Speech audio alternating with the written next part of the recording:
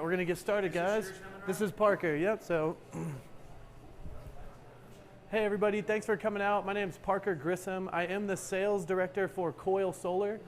We are a manufacturing company that manufactures mobile microgrids. So a mobile microgrid is anything that generates its own power, stores its own power, and then delivers its own power. And what makes it mobile is that our manufacturing partners are actually able to put it into a military-grade ammo trailer. So there's a manufacturer out on the coast of North Carolina that's named Growler, and they have been building military-grade ammo trailers that get sent to Afghanistan. And since they started pulling out of Afghanistan, they were looking for other things to build. And they linked up with our engineers, and our engineers basically put all the batteries into this. It's a single weldment. I don't want to dive too deep into the details, but just know that it can get blown up by an IED on the road and flip back over and keep going. So our trailers are pretty robust. What separates us from everybody else and why we are the industry leader is that you can leave these generators out in the field for 25 years. That's what they're designed to do. So everything is very robust. They don't get affected by the salty air next to a beach. And the reason we had to do that is because our systems actually do desalinization. So we have desalinization systems in our microgrids that allow you to do at least 400 to 1,000 gallons per day, which is a really big deal for people in Florida, emergency response, people in Puerto Rico, pretty much anywhere that there's only salt water. And when you think about how our fresh water, I don't know if everybody's looked at the amount of fresh water that's available. It's not a lot. So when you can have desalinization systems set up all over the globe, that's going to decrease our reliance on the fresh water that is in the lakes and in the groundwater, which is really important because once we lose that, we're in trouble. So Coyle's mission is to basically put these microgrids all over the world. We're starting right here in the States. Puerto Rico is a very important area. When you put a microgrid into an area, like a low-income area, and you start providing power to everybody, you can also start powering an internet, like Starlink. I have the Starlink because I live up in the mountains of Conifer, and we don't have any cell phone service, so I waited 1.5 years to get the Starlink, and I finally got it, and it's a mobile internet. So I actually take it with me to the various events that I go to with the solar generator, and everybody within 300 feet around has 100 up, 100 down. Really great download speeds. And the reason I did that was so that we could show that when you have a microgrid, you also have internet for the people right there. And thanks to Starlink, Starlink's a very innovative company, and that's the reason why we can do that. But a lot of people are trying to run fiber optics out to rural communities and low-income families and all these places where there's food deserts. Coyle is also attacking the food deserts as well. So anywhere that there is, you can't walk to fresh produce, that's considered a food desert. And so Coyle is partnering with a company called Farmbox, and they have cargo containers that are vertical hydroponics. So they can grow thousands and thousands of pounds of food, fresh food, and we can plop those right in a food desert, and Coyle puts the solar on the top as a heliotropic array so it follows the sun, and then we have a huge battery bank that goes on the back, and then everything's actually DC. So it's a direct current, so everything's very efficient. So Coyle's partnering with them so that we can attack the food desert problem. But these generators that we are designing, we want to overpower them, and one of the important things of overpowering a generator is so that we could charge electric vehicles. I know that a lot of people are, might not want an electric vehicle, but as you can tell, 2030, you're not going to be able to buy a gas vehicle, right, in 2030. So people are going to start making that transition, and our grid is actually unable to make that transition.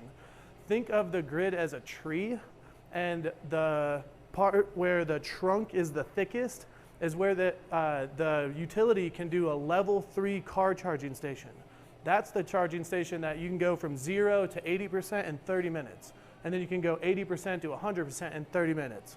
Whereas a level 2 and a level 1, you're talking a 2-hour wait, 3-hour, and then the level 1 is really 12 hours of waiting for your car to be fully charged. So that's the only ability.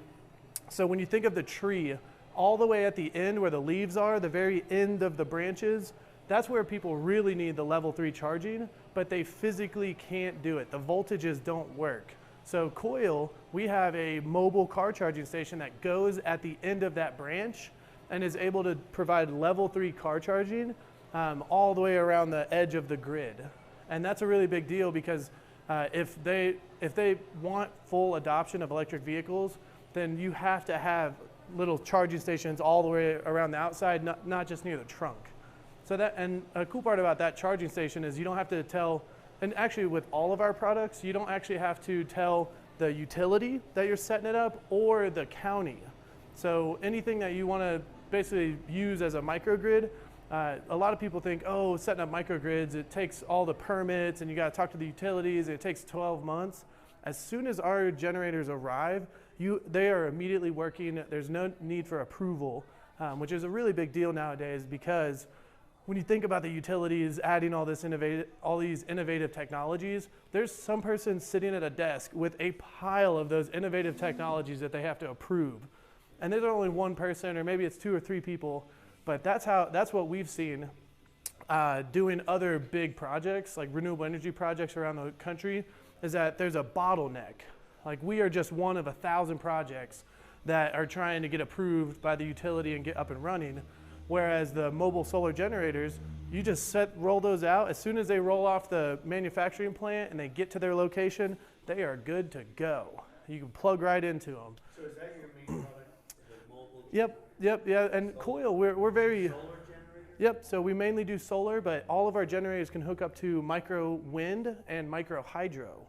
So we have a project out in New Mexico that's right on the Alamos River. It's a resort called Tico Time. And they have 70 acres and they've maxed out their electrical permits using the RV ports. So they have 50 amp and 30 amp RV ports, and they've only used 5 acres of their 70 acre plot. And the county that they're in said, you can't get any more electrical permits. So they reached out to us and said, hey, we'd like to add to our property. We want to add tiny houses. We want to do a tiny house eco village. We want to add another stage, this and that. So our generators are the only thing that is allowing them to do that. But once we kind of ripped the Band-Aid off of his property, and we come to find out that he has 2 lakes. He's pulling water out of the Alamos River and created 2 lakes for people to stand up paddleboard. And what he has is a micro hydro system. It's really cool, and he doesn't have anywhere to dump that electricity because the utility won't allow him to backfeed it onto the grid because they don't want to pay him the cost of electricity.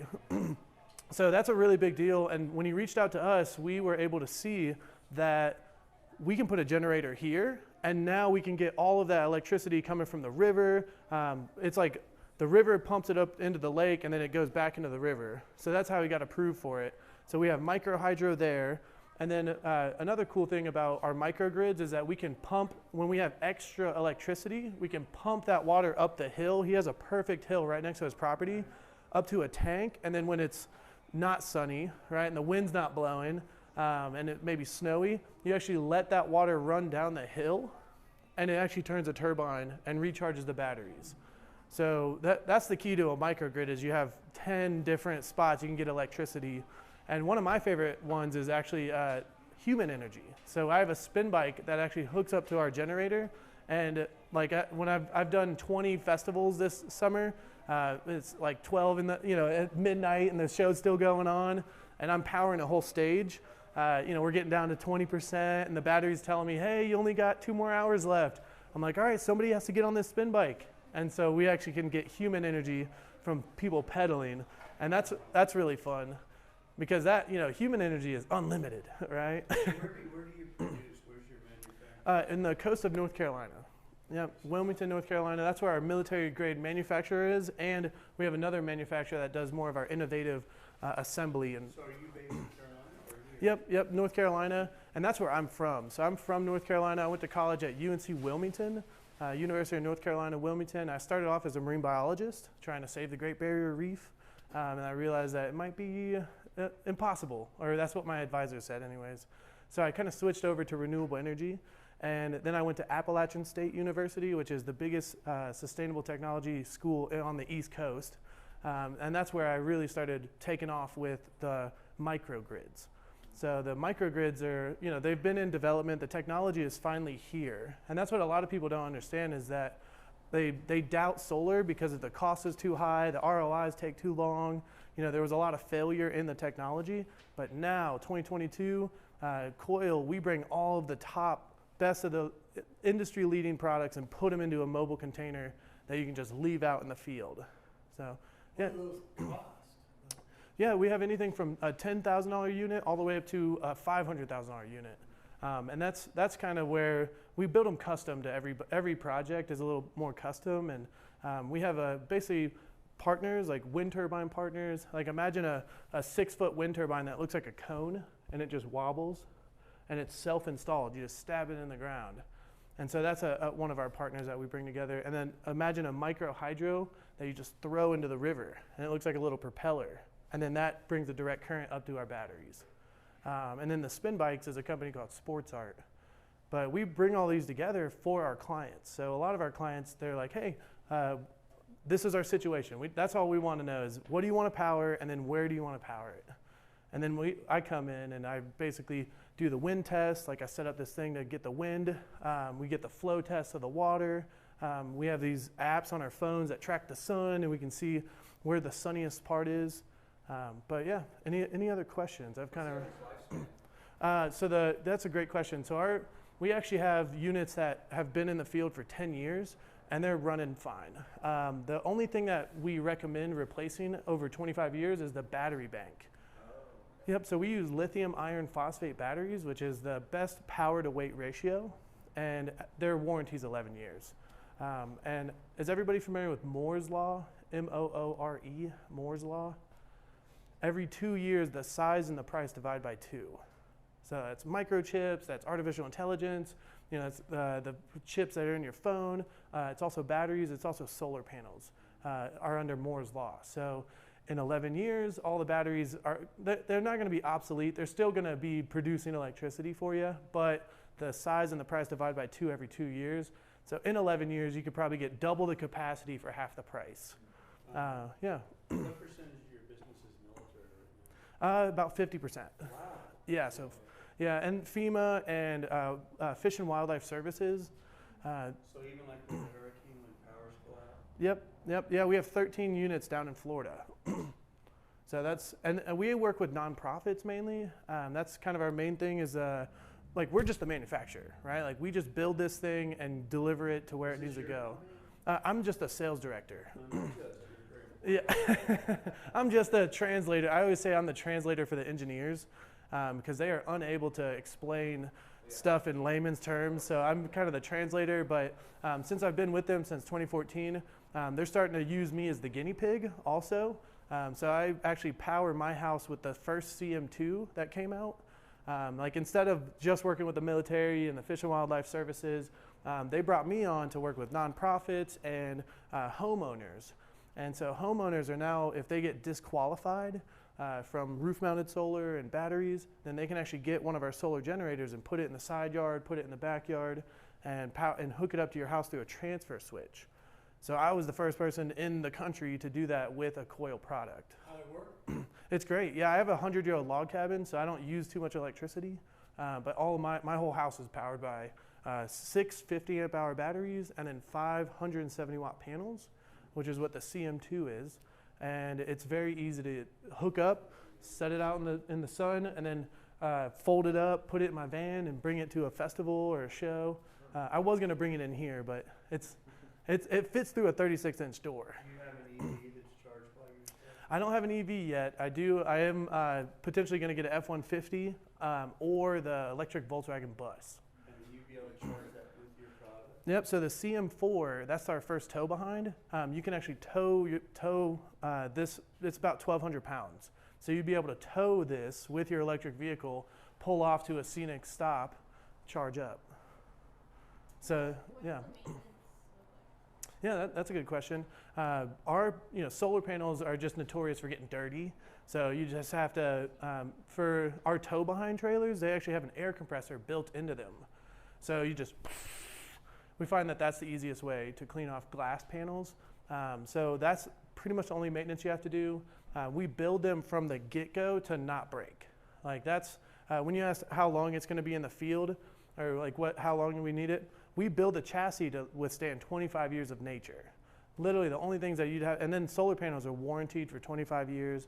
The inverters are warranted for 25 years, and it's literally just the batteries that at year 11 you have to pop one out. But as we know, all these new technologies that are coming out, 1 in 1,000 are faulty, and that's why you have those warranties.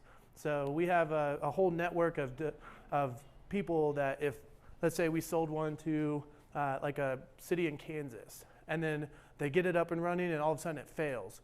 We have the Victron energy system is actually the inverter that we use.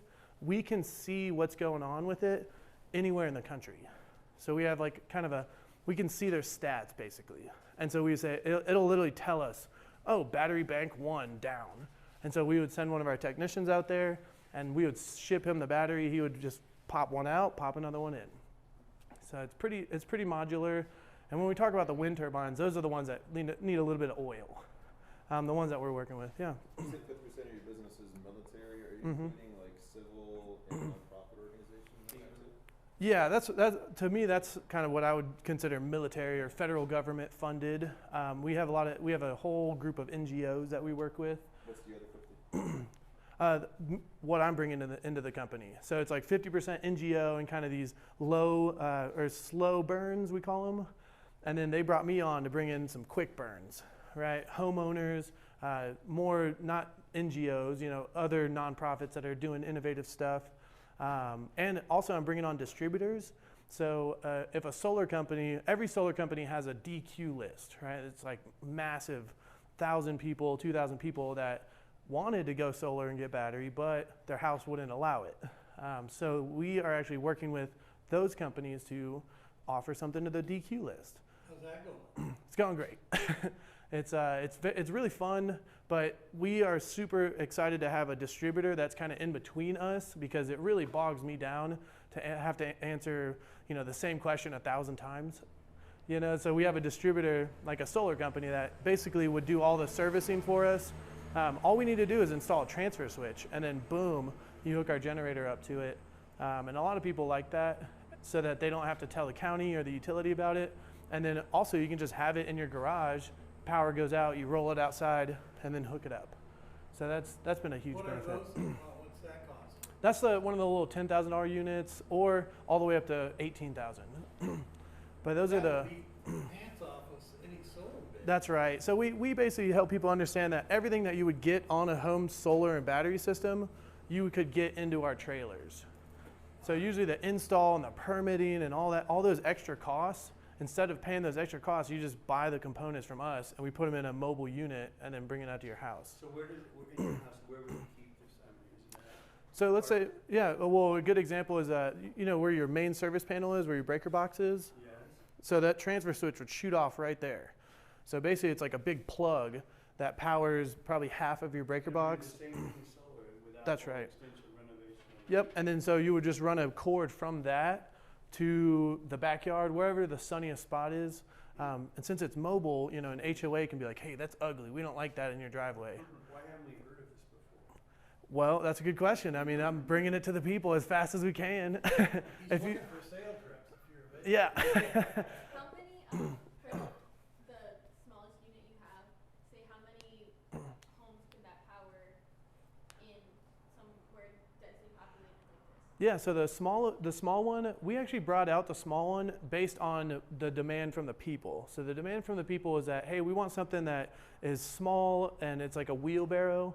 It's not the big ones. It has to be under 300 pounds, right? So we can move it around easily. If you guys, has anybody heard about Blue Yeti and Goal Zero? Those little battery boxes? It's like the cool kid. It's like, People take camping. yeah, it's like when you'll meet the cool kid at the campsite is the one that has the little battery box and he's got all the outlets, and those are only like 1.6 kilowatt battery banks, whereas our CM1 is a 3.6 kilowatt battery bank. So it's triple the capacity. And then usually that cool kid at the campsite has that little box, and then he has these like little flimsy solar panels he puts on the ground and the wind blows them over. All right, and those are usually maybe 50 to 75 watts. Our CM1 has 450 watts, and it's sturdy glass panels that fold down on the side of the wheelbarrow. Imagine a wheelbarrow with panels fold down on the side, and then you deploy it, put the panels up, and then tilt it, angle it towards the sun. So we brought that out because people wanted something. They got that little battery bank and realized it died like immediately. And they're like out in nature, and that little solar panel takes like 6 hours to recharge it. So that's where we got that. That's more for like camping. It can be RV shore power, so it's kind of fine-tuned for the RV industry. But if you wanted to hook it to your house, what we recommend is the smallest unit. You put every outlet, so think of every outlet in your house is powered by the solar generator, as well as the well pump. We have a well pump on there. As long as it's under like 2 horsepowers, we can put that on there. So the CM1 would back that up. We call that the basic bare necessities. So it's like 1 month. That's correct, yeah. And it would be the outlets of the home. So don't think washer, dryer, electric range. We don't want to put that on the smallest one. Another reason we brought the small one out is so that we could do a build your own workshop, which is really important in the tribal nations. They don't want to have any reliance on Coyle. So what we'll do with like the Ute tribe is we actually bring, there's a nonprofit called Tribal Vision that gave us $10,000 to buy one of the generators, and we ship it out there. And then I actually go out there and do a build your own workshop. So we get 10 is what we want, like the maximum, 10 people that want to learn how to build these things and service them. And so I help them put it together. And it's very easy. It's black to black, red to red, right? And everything's already pre-sized for you. That's usually the hard part in a microgrid is not overwhelming the battery, making sure that it can recharge with the solar. So we actually are building those with the tribal people, and then we leave, and then something goes down, we can send that solar panel to one of those 10 people that came to that workshop. So that's a really big deal, and ultimately giving the power to the people, we call it. So, what's your, feel free to say no to answer Yeah. this, what's your profit margin in each unit? Yeah, good question. We're at anywhere from 60 to 80%. Oh, wow. And that's actually by request from the investment groups that we've been working with. Okay. That's apparently the key to scalability. Are you planning on manufacturing any of the parts in-house? It sounds like you're getting Yeah. everything just from... So we have Victron is our inverter company, Battleborn is the battery company in Nevada, and then our solar company is in Sacramento, Solar Juice. They're the only solar company that has bifacial solar panels, which means that so when we deploy our solar panels, they're up like in the air like this. The sun will hit pavement and bounce back and hit the back of the panel and actually produce electricity. So we're really the only product that this company said, oh yeah, we have these bifacial panels and we think it would benefit you guys. So that's why we partner with them. But we do plan on having manufacturing in Puerto Rico. Really big deal. The federal government will pay 80% of our manufacturing costs if we do it in Puerto Rico. There's a huge demand for these in Puerto Rico, and it's kind of a headache to ship them from Wilmington, North Carolina to Puerto Rico. So if we can cut all of that out, that'd be great.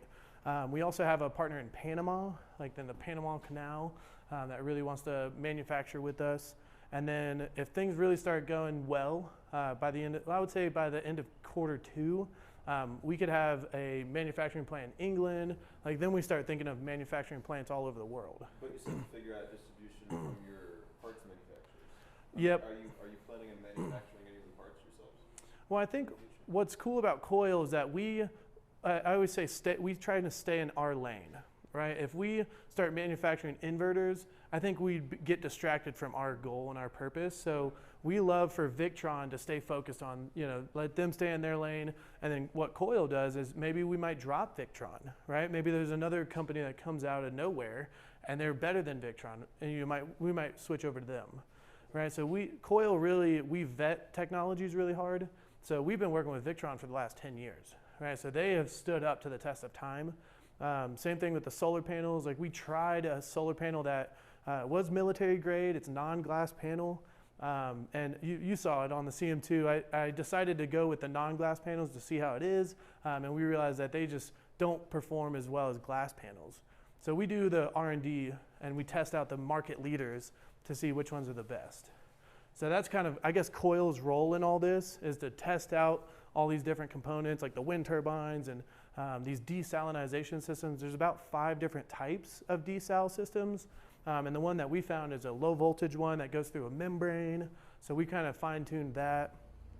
Same thing with our like air compressors. We tested out 5 different air compressors before we chose one and fully partnered with them.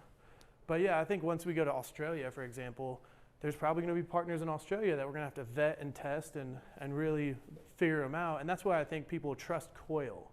Like we want to build trust in the industry and in the people to know that Coyle, if there's some new technology that when you're like it's a mobile trailer, like a little propeller, you know, like if that new technology comes out that it can recharge the batteries while you're driving, but it doesn't cause too much drag, like we'll add that. Yeah, so and we just got out of a conversation with the federal government. They want us to build a solar generator that shoots a microwave up to power a drone like 200 feet up in the air. Apparently that technology is available, just needs a lot of electricity to shoot this microwave to power a drone like 200 feet up in the air perpetually. So they'll, Can you just do that with a laser? I guess, yeah, it's like kind of, apparently it is a laser, so if something goes in front of it, it cuts off. And like the drone's still good, but then once it's all clear, it shoots back up. But apparently it's a microwave. So Coyle, we're trying to figure that out. But that's, What about the yeah. government helping with the way they help with the solar projects and houses? Oh, yeah, I didn't even mention the Inflation Reduction Act. There's, $40 billion for our products, right? We just, we applied, and it's going to be 6 months until we get that funding, right? So that's why I was talking about the slow burn. And they brought me on to basically advance our markets. But yes, the federal government, it loves our products. I really think that the car charging stations are really important because if they want everybody to switch over, they're going to need, and we already have somebody that bought one, and he's like, I'm the electric vehicle rescue guy. So he like drives up with our solar trailer and plugs them in 30 minutes. He's, it is, no, it absolutely is. And he was the first one. Like we love when people are willing to put their money where their mouth is, right? So this guy was like, yeah, I'll give you guys $300,000 for you to build the first one. And then he gets $1,000 royalty, for every one that we sell for the first 1,000. So he was the first one to do that. And now he's down in Taos, New Mexico, rescuing people basically. That, get out in the desert and, yeah. What is the size of the company? How many employees? We only have 5 employees, but our manufacturing partners, that's where we have a lot. So we have 2 manufacturing partners that easily employ between 100 to 200 So people. what brought you to Tech Alley in Denver from Carolina? Yeah, I moved here in 2019. So you live in Denver? I live in Conifer. Yep, Okay. right up the hill. Yep, down 285. You live in Carolina. Well, I really liked Carolina, right? But they talked the talk, but they didn't walk the walk. So, I bring the opportunity to do something to people. Like when they say, oh yeah, I want to do that. It's like, all right, here's your opportunity. And they're like, oh, whoa. I meant like sometime in the future. And so I got that way too much. So that's what made me move out here to Denver. You're still representing the company out there. That's correct. Yeah. It's not a manufacturer's rep, but it's an internal part of it. Yeah. And we do a lot of traveling. Like November 9th, we're going to the Natural Disaster Expo, which is in Anaheim, California. And that's where all the earthquake, like all the emergency responders people come with blank checks being like, I like that. All right, how much is that? Okay, here you go. So we're excited about that. And yeah, Hurricane Alley is a big deal for us. That's really why we're still in North Carolina, because we're able to just ship stuff right in that southeast corner. So it's a really big deal. And we did just add a tiny house partner that's also out of Wilmington, North Carolina, that builds a tiny house that has an elevator lift that brings our generator down and then back up into the house, and you shut the door. And then you hit a button and it boop, door opens, and then it drops down, and then you deploy the solar panels and you hook it up to the house. So we're really excited about that, getting some federal funding so that we can have low-income housing. We can do all sorts of cool stuff. So we're already using some of your stuff in Florida right now after the hurricane. Yep. Yeah, we actually, one of the nonprofit that we work with, Footprint Project, they had one generator, and like they store 13 up in like North Carolina, and then they wait till the hurricane leaves before they bring them down. They actually left one of our generators in the hurricane. They forgot, we were gonna come back and get it. They forgot it. So one of our generators withstood that hurricane. So, and that's what we build it for, you know. Hail doesn't mess it up. Heavy winds, as long as it's chalked, you know, it will roll away, right? So it will roll away, but if it hits anything, it's going to break that thing. It's not going to break our generator. So, yeah. How big is the smallest one? Imagine a wheelbarrow. Yeah, and then the second biggest one is like a hand truck that's about this tall. But that one's 500 pounds. And how much time have I got left here? Oh, sweet. So yeah, that's kind of, and they would have never brought out the CM1 and the CM2 if they didn't bring me on. That's kind of where, because the tow behind trailers are what the federal government and FEMA and wildfire rescue want.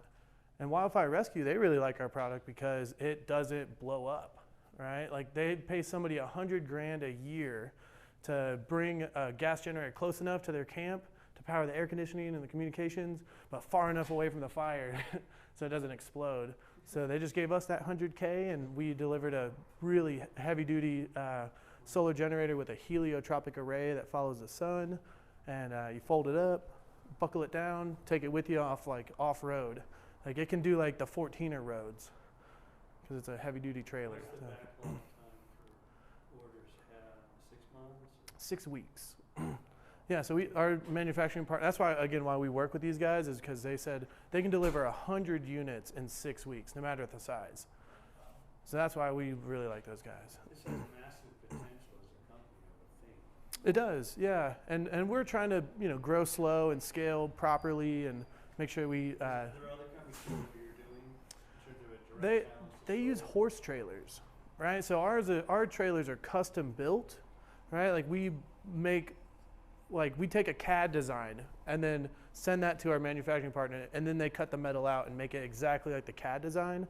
Whereas the other companies that are doing this, they just throw solar panels on a horse trailer, right? Or like imagine a U-Haul trailer. They just put and it's not the same, right? The power to weight ratio is off, stuff like that. When was the company founded? That was 2007. Yeah, that's when Mac Coyle, the CEO, was in Northern California building these systems for people who lived off grid in Northern California. So and Coyle's mission is to help with the human condition, right? Like that's our mission because we're starting to realize, and I hope we've realized it very early on, food, water, shelter, and now electricity. In the hierarchy of needs, electricity is up there now. So that's why we think Coyle and our microgrids, our mobile microgrids, are good for the human condition, especially if you can create water and somehow, we have the shipping container now. So just the market asked, hey, can you guys do a shipping container? And we said yes. So we have, you know how shipping containers have those little loops on the corners? I don't know if you guys have ever stared at a shipping container really hard, but there's these little loops on the corners. So that's how you pick them up and move them. Instead of penetrating the structure to put solar panels on top of it, we have a special racking system that hooks on those 4 corners and doesn't penetrate the unit, and it's heliotropic as well. So it doubles the solar production. And then our battery bank goes on the outside. And so you could plop these anywhere, and they're kind of like an office space, and then you can pick them up, put them on a flatbed, and take them somewhere else. So oil fields really like those. The oil field industry, they are reluctant to work with us. Yeah, they're reluctant to work with us, but we put 3 inverters together, and that creates true 3-phase electricity. Does anybody know about 3-phase versus split phase versus single phase? It's apparently a really big deal that only gas generators can do true 3-phase. Not anymore. Now renewable energy just put 3 inverters together, and they're like 10,000 watt inverters, so they are pumping. And you put them all together, and then you can deliver true 3-phase electricity to these huge motors and these huge pieces of construction equipment, which is a really big deal. So we put that into the cargo container, and oil fields are like, all right, I guess we'll use the sun to pump our oil.